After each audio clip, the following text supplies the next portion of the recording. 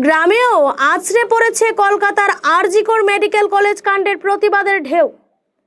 আজ শালচাপড়া উন্নয়ন খণ্ডের অন্তর্গত মাসিমপুরের জাটিঙ্গামুখ বাজার থেকে বিভিন্ন আত্মসহায়ক গোষ্ঠীর সদস্যরা এক বিশাল প্রতিবাদী মিছিল বের করেন।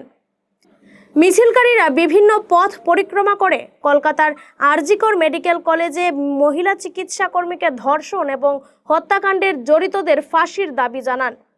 এদিন এই মিছিলে ছিলেন কুমারপাড়া নিজ জয়নগর জিপির প্রাক্তন জিপি সভানেত্রী ফরিদা পারভিন লস্কর, অর্পণা পাল, বিনা বেগম বরভুইয়া, নিতা পাল, সুলতানা বেগম লস্কর, পিঙ্কি রবিদাস সহ অন্যান্যরা।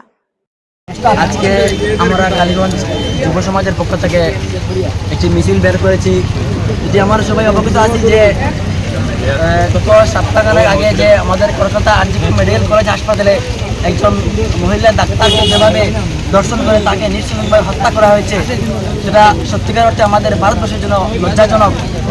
আমরা অতীতে আরও অনেক ঘটনা দেখেছি, আমরা অনেক মেয়েদের জীবনে খেলিমেলি দেখেছি। যদি সেখানে আমাদের প্রশাসন তথা সরকার চুপ থাকে, আমার এক দাবিটা নিয়ে আমরা মৌমিতা দেবনাথের হত্যার যে সঠিক বিচারের দাবি নিয়ে আজকে মিছিল বের করেছি।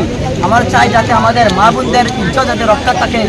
আমরা 1947 স্বাধীন হয়েছি, ঠিক আছে, কিন্তু আমাদের মা বোনরা যদি স্বাধীন না হতে পারে তাহলে এটা কেমন মানুষ আমাদের। এবং আজ কলকাতায় হচ্ছে, কাল আমাদের আসামে হতে পারে, অন্যদিন দিল্লিতে হতে পারে। আর অতীতে আমরা অনেক ঘটনা দেখেছি, তার সঠিক বিচার চাই। আমরা পশ্চিমবঙ্গের বর্তমান সরকার মমতা ব্যানার্জির কাছে দৃষ্টি আকর্ষণ করতে চাই যে আমাদের এই মহিলা ডাক্তার যে বোনটি আমাদের এই সঠিক বিচার যাতে পায়, তা না হলে আমরা বৃহত্তর আন্দোলন করে তুলব। এই বলে এখানে সমাপ্ত করলাম।